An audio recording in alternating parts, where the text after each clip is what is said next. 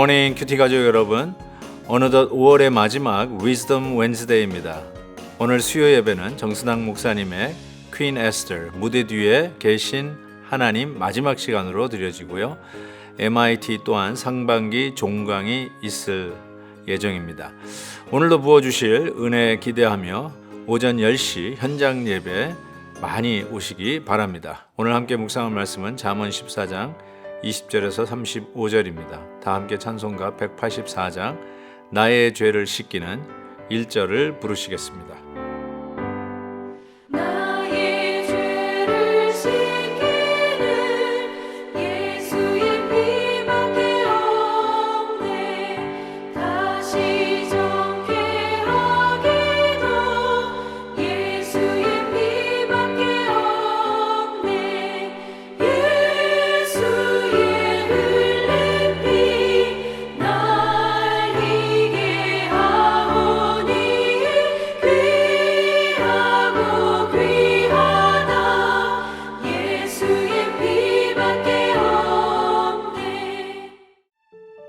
가난한 자는 이웃에게도 미움을 받게 되나 부요한 자는 친구가 많으니라.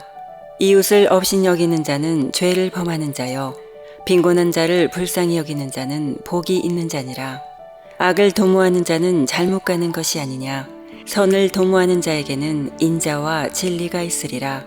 모든 수고에는 이익이 있어도 입술의 말은 궁핍을 이룰 뿐이니라.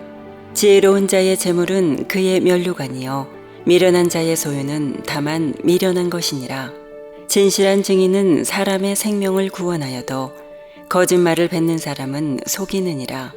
여호와를 경유하는 자에게는 견고한 의뢰가 있나니 그 자녀들에게 피난처가 있으리라. 여호와를 경유하는 것은 생명의 셈이니 사망의 그물에서 벗어나게 하느니라.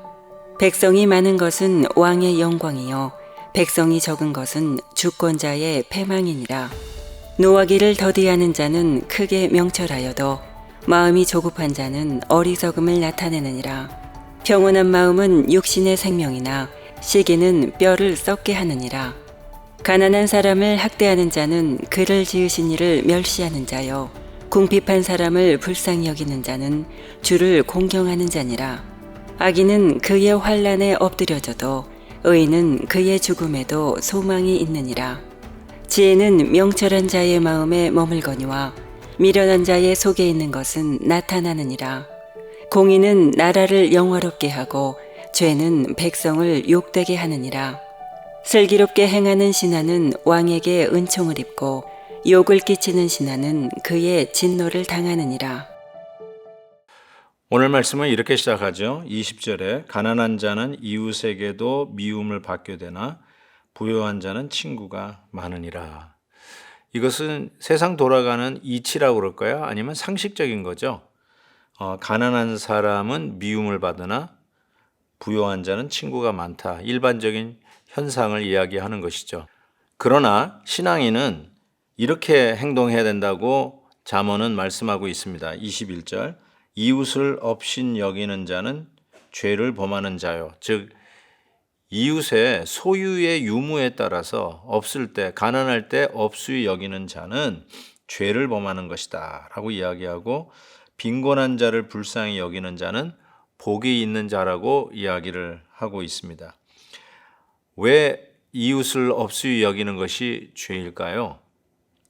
왜 불쌍히 여기지 않는 것이 죄일까요? 오히려 불쌍히 여기는 것이 왜 복일까요? 이런 질문을 한다면 실은 하나님께서 우리를 불쌍히 여겨주시는 은혜를 입어서 지금의 우리가 있다는 사실 때문입니다. 우리가 잘나서 우리의 힘으로 능력이 있어서 여기까지 온 것이 아니라 실은 하나님이 우리를 불쌍히 여겨주셨기 때문에 지금 이 모든 것을 은혜로 누리고 있다는 것이죠. 그래서 없는 자를 그들의 소유가 없기 때문에 무시하는 것은 내가 하나님의 은혜와 불쌍히 여김을 받음으로 지금 누리고 있다는 은혜를 부인하는 것이기 때문에 이것은 죄다 이렇게 말씀하고 있습니다. 26절에도 그러한 의미에서 저는 해석이 된다고 생각해요. 여호와를 경외하는 자에게는 견고한 의뢰가 있나니 그 자녀들에게 피난처가 있으리라. 여기서 의뢰와 피난처는 동격으로, 아니 같은 의미로 쓰여졌다고 이야기할 수 있습니다. 여호와를 경외하는 자에게는 피난처가 있는 것이죠. 그 누구도 뚫고 들어올 수 없는 견고한 피난처가 있는 반면에 이것이 없는 자, 즉 여호와를 경외하지 않는 자에게는 성의 없이 자기의 것을 지키려고 하는 무모한 모습과 같다. 이렇게 이야기할 수 있습니다. 우리의 자녀들이 바로 이 피난처가 그 무엇보다도 필요하다라고 이야기를 하고 있습니다. 우리의 자녀들, 우리의 슬하에 있었을 때에는 우리가 돌봐줘야 되죠. 우리가 먹을 거 줘야 되죠. 우리가 학교 데려다 줘야 되죠. 우리가 교육비 내면서 공부시켜야 되죠. 그래서 절대적으로 우리들의 돌봄의 밑에서 자라가고 있다고 생각합니다.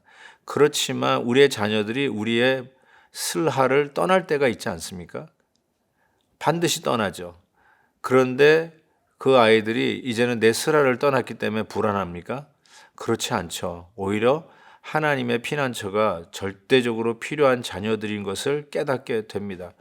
우리의 보호, 우리의 피난처 밑에 있을 때는 하나님의 피난처가 필요 없다가 우리의 슬하를 떠난 후에는 갑자기 하나님의 피난처가 필요해진 존재가 아니라 원래 하나님의 피난처가 필요한 존재들 아닙니까? 왜요? 우리가 하나님의 피난처에서 은혜를 누리잖아요. 그렇기 때문에 우리의 자녀들도 그 피난처가 절대적으로 필요하다는 것이거든요. 바로 이것이 하나님의 긍휼하심을 입어서 우리가 누리는 은혜를 아는 자들이, 어렵고 힘든 자들, 그 피난처가 필요한 자들에게 긍휼을 베풀게 돼 있다는 이 원리 속에서 오늘 말씀이 계속해서 우리를 향해서 교훈을 던지고 있다라고 생각합니다. 우리의 자녀들이 아파할 때, 저들의 인생의 문제를 놓고 고민할 때, 자기의 결혼 문제를 놓고 고민할 때, 참 그런 거 보면 우리의 자녀들도 반드시 하나님 앞에 나아가 의뢰하는, 하나님을 의지하고 하나님 앞에 묻고 하나님 앞에 해답을 찾는 이 경건하고 겸손한 기도의 모습, 즉 하나님 앞에 해답을 찾는 이런 피난처가 얼마나 필요한지 모르겠습니다. 우리 자녀들에게 이 피난처를 제공해 주는 우리 부모님들 되기를 주의 이름으로 축복합니다. 마지막으로 31절에 가난한 사람을 학대하는 자는 그를 지으신 이를 멸시하는 자요, 궁핍한 사람을 불쌍히 여긴 자는 주를 공경하는 자니라.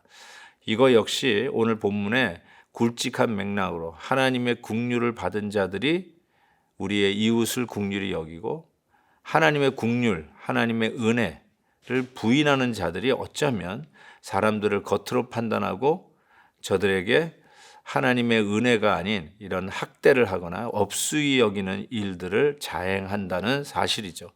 그래서 가난한 사람을 학대하는 자는 결단코 은혜를 모르고, 즉 하나님을 향하여 멸시하는 행동이라고 잠언은 이야기하고 있습니다. 우리가 은혜를 모를 때 우리는 배은망덕이라는 말을 씁니다. 우리가 신앙적으로 하나님의 은혜를 망각하여 배은망덕한 신앙인으로 전락하여 하나님을 오히려 업수히 여기는 그러한 죄는 범하지 말아야 할 것입니다. 사랑하는 우리 큐티 가족 여러분, 우리가 은혜를 받았습니다. 영어로도 have mercy on me 하고 기도하지 않습니까? 불쌍히 여겨달라고. 그 불쌍히 여김을 받아서 오늘도 누리는 은혜가 있지 않습니까? 그 은혜를 우리 주의 이웃과 너그럽게 나누는 저와 여러분 될 수 있기를 주의 이름으로 축복합니다. 하나님 아버지 감사합니다.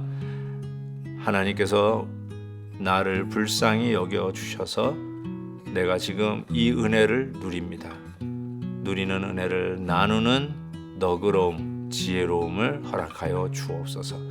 예수님의 이름으로 기도하옵나이다. 아멘. 내일 또 뵙겠습니다.